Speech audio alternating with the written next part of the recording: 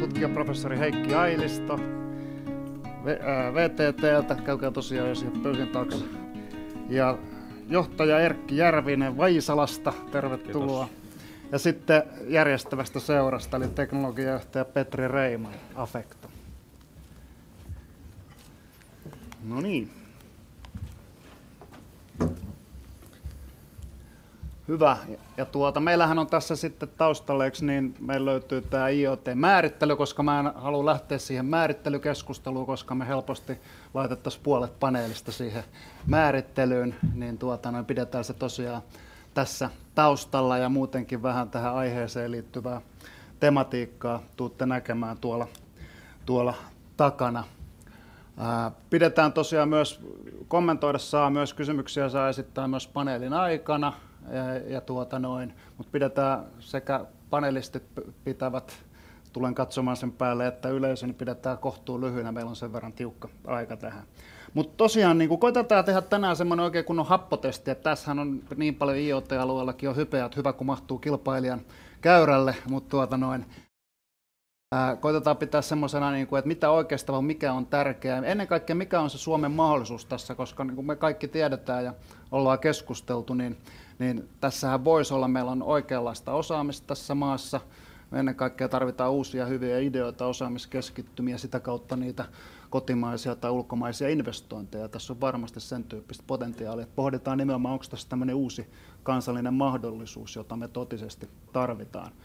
Ihan nopeasti semmoista taustaa, että joo, hypeä keskustelua paljon. Me katsotaan, jos katsotaan esimerkiksi IDC-lukuja, että mikä on varsinainen käyttöönottoaste eurooppalaisissa, länsi-eurooppalaisissa yrityksissä, niin 12% on varmasti vasta lähtenyt hankkeisiin ennen kaikkea tietoliikennesektorilla, energiassa, energiapuolella ei niinkään yllättävää, mutta sitten tosi moni yritys ei ole vielä niin kuin oikeastaan, valtaosa yrityksistä ei lähtenyt minkäänlaisiin toimenpiteisiin tai aktiviteetteihin tällä alueella. Markkina kumminkin kasvaa tasaisesti 20%, mikä on mukavaa, mutta ei välttämättä mitään niin kuin räjähdysmäistä vielä, kun puhutaan ihan niin kuin investoinneista. Mutta sen voi varmaan jo todeta, että teillä kaikilla on hyvä näkymä myös, että mitä Yhdysvalloissa, mitä muilla markkinoilla tapahtuu, ja voisi heittääkin heti alkuun, että eikö niin, tai väittäisin, että Eurooppa on jo tässä IoT-käyttöönotossa on jäljessä USA, että käykö nyt niin itse asiassa, osoitan tämän nyt Heikki Ailistolle, joka on paljon puhunut aiheesta, että tässä ollaan jo vähän niin kuin menetetty eurooppalaisen silmin tämä peli, vähän niin kuin tapahtui internetin näissä sisältö- ja yhteisöpalveluissa, että yhdysvaltalaiset jo dominoi tätä markkinaa. Mikä sun näkemys? Sanotaan, että mun näkemys on tuon suuntainen sen osalta, että siellä niin kuin tiettyjen IT-platformien osalta näin tulee käymään. Mulla oli toissapäivänä tilaisuus, kun liityttiin semmoinen kuin Industrial Internet Consortium, johon suosittelen muitakin liittymään. Sen esittely, tämmöinen Webex-kokous, ja he esitteli siellä, että mitä heillä on suunnitelmia. Se on amerikkalaislähtöinen, mutta maailmanlaajuinen. Ja niiden niin kuin aikajänne tämmöisille isoille asioille oli niin kuin 6 kuukautta, 9 kuukautta ja 12 kuukautta. Jos vertaa sitä niin kuin tämmöiseen eurooppalaiseen, niin kuin ainakin tämmöiseen niin kuin isoihin Horizon 2020 ja muihin niin kuin tutkimuslähtöisiin hankkeisiin, niin siellä niin kuin lead time projektille on 1,5 vuotta tai vuosi, projekti kestää 3 vuotta, se on 4 vuotta. Kellotaajuus on eri, eli kyllä meidän täytyy niin kuin juoksua parantaa tässä. Kyllä. Se on tietysti kiinnostavaa, että katsoo näitä maailmalta näitä IoT-keisejä, mitkä on jo menossa, niin itse asiassa valtaosa on kuluttajavetosia. Ne on kaupan alalta, ne on pankkimaailmasta.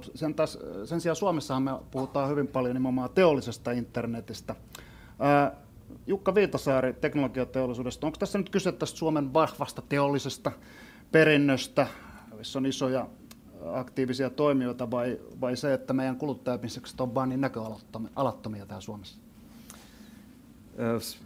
Kun nyt provosoidutaan sitten, että molemmat siinä mielessä, että kyllä tietysti, jos ajatellaan Suomen elinkeinorakennetta, niin kyllähän me ollaan täällä niin kuin edelleenkin aika vahvasti sotakorvausteollisuuden pohjilta ponnistamassa, ja siinä mielessä ollaan hyviä ja perinteisesti täällä B2B-bisneksessä oltu, ja kuluttajapuolella onnistumiset on aika harvassa. Ja sitten ehkä siellä kuluttajapuolella, niin sielläkin on sitten vain muutamia toimijoita, joiden markkinaosuus sitten omalla segmentillä on liian suuri, jos nyt näin saa sanoa. Niin kyllä sanoisin niin, että vähän komppaan kyllä Heikkiäkin tuossa, että me ollaan sen lisäksi, että ollaan hitaita, me ollaan niin kuin joillakin toimialoilla niin kuin jotkut yritykset liian dominoivassa asemassa. Ja sitten ollaan elinkeinorakenteen historian takia siellä B2B-bisneksessä, niin nämä kaikki vähän vaikeuttaa liikkeelle lähtöä ja tavallaan sitä, mitä Liisa tuossa viittasin, uuteen siirtymistä ja vanhasta pois oppimista.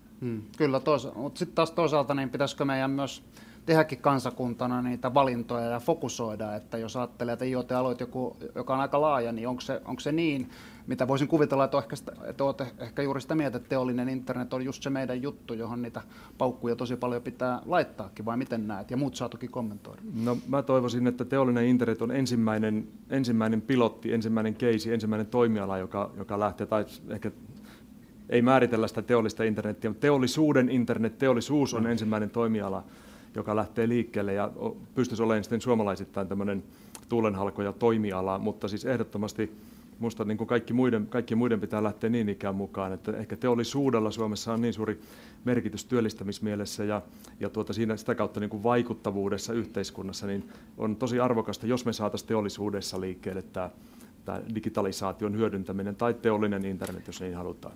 Mutta muut mukaan ilman muuta. Joo. Mä voisin jatkaa tuosta, että on samaa mieltä, että se teollisuus ja teollinen internet, miten nyt määritelläänkin, on se varmasti se veturi, johon nyt on niin kuin suuri valmius. Mutta sitten meidän kannattaa muistaa, että noin puolet kansakunnan käyttämästä varallisuudesta tai käyttämistä tuloista vuosittain menee julkisen sektorin palveluiden kautta. Mä näkisin, että siellä puolella on myös niin kuin paljon mahdollisuuksia paitsi tehostamiseen, joka on se ensimmäinen juttu, mutta myös niihin niin kuin uusiin liiketoimintamalleihin ja uusiin prosesseihin, joihin Liisa viittasi tuossa niin kuin esityksessä, että niiden hakeminen, että ei pelkästään sitä optimointia ja tehostamista, vaan sitten niin kuin uusia tapoja hoitaa prosesseja ja asioita. Mennään sitten yrityspuolella, mikä on toki tärkeintä tässä, eli Erkki Järvisen Vaisalasta. Onko tässä nyt vähän semmoinenkin juttu, Erkki, että tämä on tietyillä aloilla, esimerkiksi teillä, niin business as usual on mitattu, analysoitu niin pitkään, että ei tästä oikein suomalaiset edes haluta tehdä semmoista numeroa. Että onko tämä, mikä sun näkemys tästä, että onko se niin näkymätöntä, että ei edes niin kuin tajutakaan, että me ollaan jo IoT:ssä? Niin, että ei tehdä tästä nyt niin numeroa.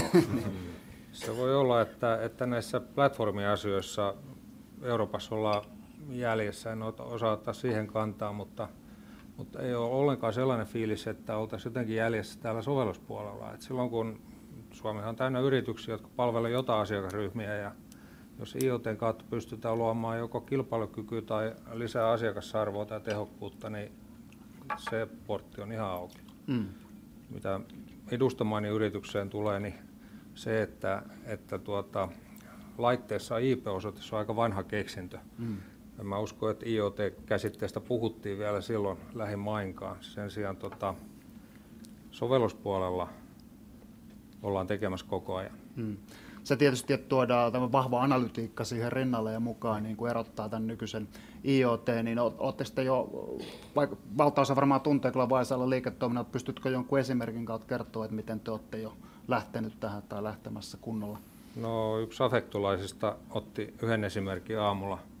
Lentokentällä tehdään jääesto lentokoneen siiville silloin, kun on jäätävät olosuhteet. Jos sitä ei tehdä, niin seuraukset on aika huonot. Ja me toimitamme lentokentille säähavaintojärjestelmiä, omistetaan ne, niistä tulee totta kai netin kautta tieto. Ja me toimitamme sinne ohjaamoon pilotille tietoa, että kuinka kauan jäänesto on vielä voimassa, kuinka monta minuuttia voi vielä turvallisesti nousta, riippuu siitä, että mitä litkua siipi on laitettu ja minkälainen on sää. Kyllä. Mitäs Petri Affektolta, niin teillä on tietysti aika hyvä yleisnäkymä monen toimialan tilanteeseen ja valmiuteen lähteä näihin hankkeisiin, niin ketkä teidän kokemuksen mukaan nyt täällä ihan Suomessa tai Nordicissa on jo aktiivisia ja liikkeellä ja ketkä vois olla, mutta ei ole? Joo, jos toimialoja katsotaan, niin aika lailla samalla lailla. Tuossa oli Jenkeistä jotain tutkimuksia, että mitkä toimialat eniten ottaa tätä käyttöön. Ja siellä oli kyllä valmistava teollisuus ja sitten myös energiateollisuus toisena johtavana. Ja kyllä meidän niin kuin näkemyksen mukaan ja mitä meillä on asiakaskeskusteluita ja keissejä käynnissä, niin kyllä nämä kaksi on, mitkä selvästi niin kuin johtaa. Ehkä tässä nyt näkyy se meidän teollinen tausta tässä. Et toki kovasti sitten näitä sovelluksia ideoidaan muuallekin, kuten kaupan alalle, jossa varmasti myös pystyttäisiin tehostamaan paljon sitä asiakaskokemusta tämän tyyppisillä teknologioilla. Että toki se sitten on vähän erilaista kuin mitä teollisuuden puolella tehdään. No. Jos mä saan hetken vielä jatkaa tähän näin, että mä näen myös samalla lailla, että tämä teknologia-platformi-asia, niin kyllä se Euroopan näkökulmasta, niin se on aika paljon hävitty. No. Mutta meidän niin kuin mahdollisuus nimenomaan on tuottaa niitä sovelluksia, ja sitten toisaalta myös on mahdollista tuottaa laitteita. Että se on tapahtumassa jotenkin samalla lailla, kun aikanaan me tehtiin kännykät, ja kaikki voi kuvitella, että miten maailma muuttui kännyköiden keksimisen jälkeen. Niin samanlaisen muutoksen edessä tavallaan ollaan, että sitten kun sun kengätkin on verkossa, niin että me ei edes niin kuin pystytä kuvittelemaan vielä niitä kaikkia niin kuin mahdollisuuksia. Hyvä analogia tämä kännykkä, infra ja näin, mutta Jukalla kommentti ja sitten Heikki. Joo, vaikka olenkin veli Heikin kanssa samaa mieltä siitä, että julkkaripuoli voisi tehdä enemmän ja siinä on aina parantamisen varaa, niin en haluaisi kääntää sitä keskustelua kuitenkaan sinne sen vuoksi Suomessa, että varmasti moni täällä on lukenut meidän digibarometrin, joka julkaistiin tuossa helmikuussa, Etlasen meille tekijä. Siellä seurattiin julkisen sektorin, kotitalouksien ja yritysten digitalisaation hyödyntämistä 22 maan joukossa. Ja sen digibarometrin mukaan niin Suomen edellytykset, yritysten edellytykset hyödyntää digitalisaatio, puhutaanpa nyt se teollisesta internetistä tai laajemmasta digitalisaation hyödyntämistä, on maailman parhaat käytännössä, niin 22 maan otoksella. Ja sitten kun puhutaan käytöstä, niin Suomi tippuu siellä 17, nimenomaan yritysten digitalisaation hyödyntämisessä.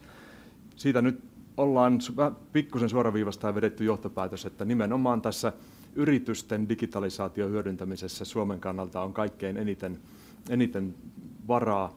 Ja toki julkinen sektori voi sitä mahdollistaa, mutta ei ne voi ostaa oikeita ratkaisuja oikeaan aikaan ja soveltaa niitä sitten tehokkaasti siihen yrityksen toimintaan. Että kyllä nimenomaan yritysten täytyy oma leiviskensä paremmin hoitaa sen lisäksi, että digitalisaatio ja teollinen internet tai IoT on niin kuin läpi yhteiskunnan kaikki toimialat ja asiat leikkaava ilmiö. No, Heikki. Mä nostaisin tähän keskusteluun semmoisen kysymyksen, että me puhutaan Internet of Thingsista ja teollisesta internetistä, mutta usein me itse asiassa tarkoitetaan yrityksen teollista intranettiä tai intranet of things, eli toimitaan firman sisällä. Ja tämä on niin kuin aika iso juttu, että meidän pitäisi niin kuin ajatella sitä, että on koko verkosto mukana siinä käyttämässä ja hyödyntämässä sitä tietoa, ja ehkä jopa niin kuin laajemmin kuin se tunnettu verkosto. Että tämä on yksi pointti, mikä kannattaa mieltää semmoiseksi mahdollisuudeksi. Joo, Petri. Joo, tähän voisi ehkä kommentoida, että just näistä uusista toimijoista, joita on tavallaan syntynyt tuolla maailmalla tällä alalle, niin he niin kuin luo tämmöisiä ekosysteemeitä, eli he ei tee nimenomaan tämmöistä intranettiä, vaan he avaa sen, he instrumentoi jonkun laitteen tai paikan tai palvelun, tekee sen oman tietyn core-osaamisensa ympärille peruspalvelun, ja sen jälkeen saattaa avata sen datan, mitä he tuottaa. Ja luo tavallaan nyt sitten, tätä kautta kun puhuttiin näistä innovaatioista, niin mahdollisuuden sitten, vähän niin kuin App Storesta saa kaikenlaista, niin muiden nuorten ja innovatiivisten, sitten, jos ei sitä omasta yrityksestä löydy, niin tehdä niitä lisäpalveluita vielä. Ja sitten kun niitä lisäpalveluita syntyy siihen, niin se luo sitten myös tälle perustuotteelle ja palvelulle lisäarvoa ja edistää sen myyntiä. Eli käytetään just tätä joukkojen viisautta sitten näiden innovaatioiden tekemiseen. No, haluaisin nyt aikaisemmista kommenteista huolimatta palata vähän tähän julkishallinnon roolia, koska ainakin meidän data näkee siellä hyvin paljon potentiaalia ja toisaalta se kiinnostus kautta valmiuslähtö on kaikista alhaisin, mikä nyt on aika huolestuttavaa niin kuin Suomenkin näkökulmasta, missä kaivattaisiin näitä tehokkuutta nostavia ratkaisuja. Toisaalta myös me puhutaan nousevasta alasta, silloin tarvitaan niin kuin kasvuyritykset ja muutenkin toimijat tarvitsisi referenssejä, jolloin voisi joku väittää, että valtiolla on jopa rooli niin kuin tuottaa niitä referenssejä, jolla voisi sitten taas lähteä maailmalle. Se on osa tätä markkinan käynnistämistä, niin eikö tämä ole kumminkin julkishallinnolla olisi tärkeä tehtävä, eikö siellä kaivattaisi tämmöiselle nousevalle alueelle vähän vetoapua? Kommentti.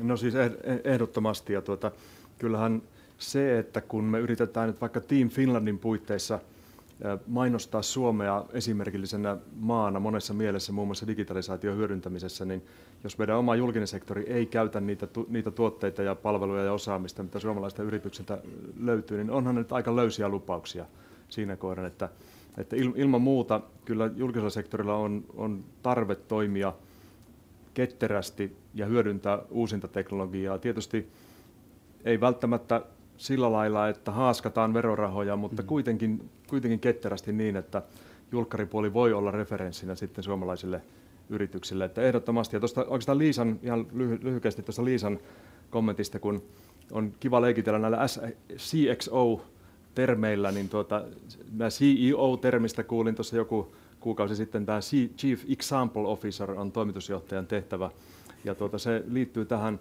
ketterään toimintaan ja esimerkin näyttämiseen siitä, että miten yrityksessä toimitaan. Se ei tarvitse itse tehdä, mutta voi näyttää kuitenkin hyvää esimerkkiä siitä, että miten vaikkapa nyt sitten digitalisaatio hyödynnetään sen yrityksen sisällä ja asiakkaissa.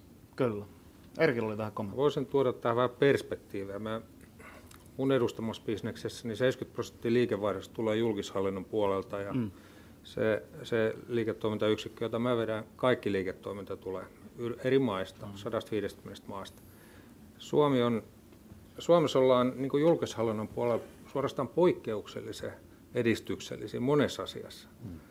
Mutta mennään vaikka Lahden yli, ei nyt ehkä ali, mutta jos mennään Lahden yli ja varsinkin niin kuin muihin maaosiin, niin kyllä yksi julkishallinnon niin kuin modernisoitumisen esteenä on se toivoton konservatiivisuus ja hitaus, mikä siellä julkishallinnossa on. Ja Suomi ei ole ollenkaan pahin paikka, Suomi on yksi parhaimmista.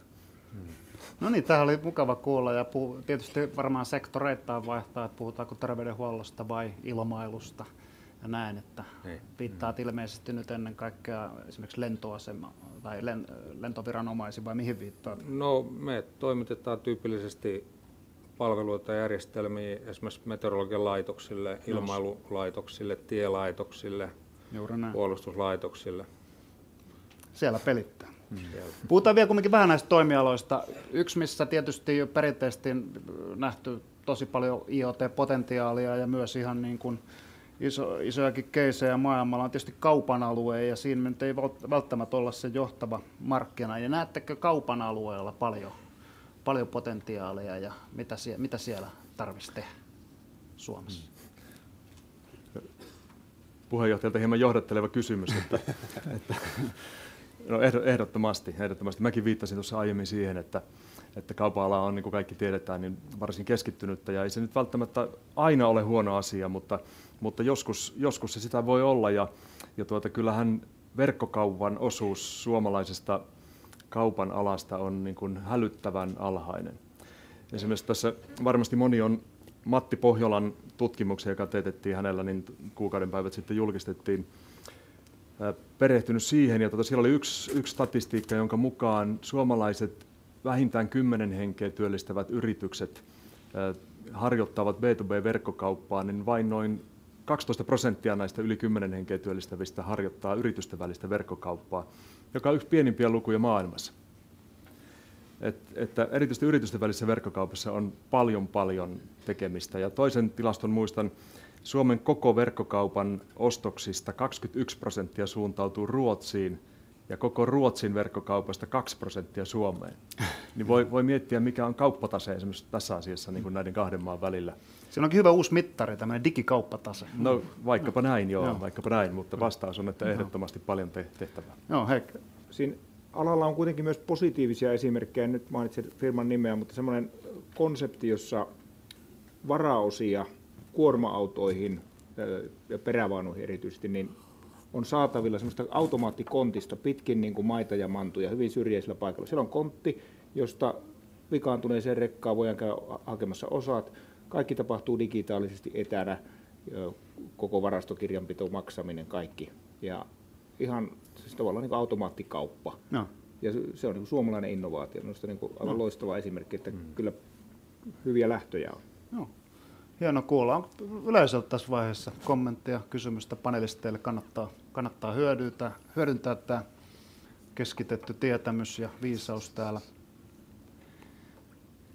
Puhutaan kuitenkin nyt tästä, niin kuin tuossa jo introssa otin esiin, niin mikä tässä on niin se suuri kansallinen mahdollisuus, koska se varmasti on niin kuin ehkä juuri teollinen internet edellä, niin eikö meillä ole kumminkin aika hyvin, tässä on jo tullut esiin aika hyvin nämä erilaiset arvoketjun palaset jo täällä olemassa, osaamista, infraa, niin näettekö, että meiltä niin kuin puuttuu jotain, ehkä meillä puuttuu rahaa aina loppupeleissä, mutta onko sinänsä niin kuin hyvä asetelma tehdä Suomesta tämmöinen niin kuin IoT:n hubi kansainvälisesti? Erkki. Miksei olisi? Niin. Tätä mä kysyn teiltä, niin. Mutta sano vielä tämä, että puuttuuko meiltä jotain, että onko se vaan kyse tästä perinteisesti markkinoinnista, jota Team Finland ja muiden pitäisi tehdä, vai mitä meidän pitäisi tehdä, jotta muuallakin tiedettäisiin tämä Suomessa piilevä IoT-potentiaali? Mä kiusaan ehkä ihan vähän tässä keskustelussa se teknologiapohjaisuus. Keskustellaan siitä, että miten niin kuin tärkeää se on, että jossain laitteessa on vaikka IP-osoite. Ja Liisa aloitti hienosti tuon aamuun puhumalla asiakasarvosta. Siihenhän pitäisi keskittyä, että mitä lisäarvoa pystytään tätä kautta tuottaa asiakkaalle, tai miten pystytään tuottaa esimerkiksi muita parempia palveluita tai tuotteita. Siihen kun keskitytään, niin meillä on ihan loistavat mahdollisuudet.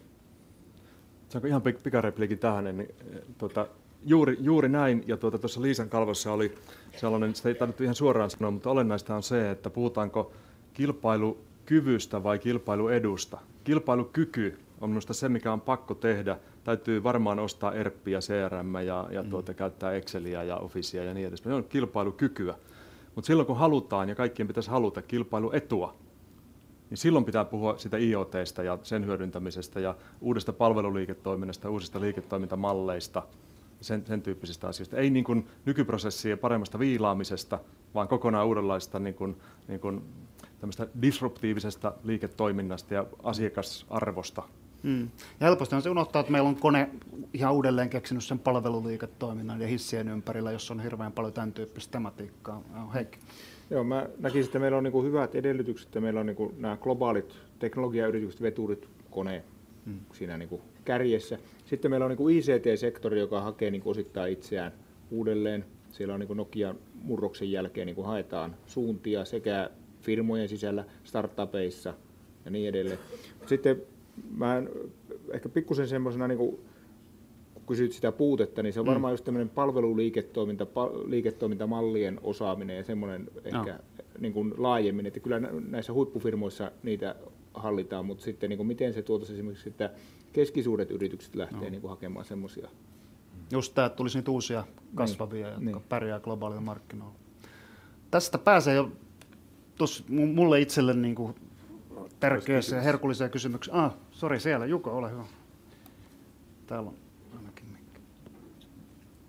Onko tämä päällä? Hallo. Missä se on se yleisömikki, me tarvitaan, jos ei tämä.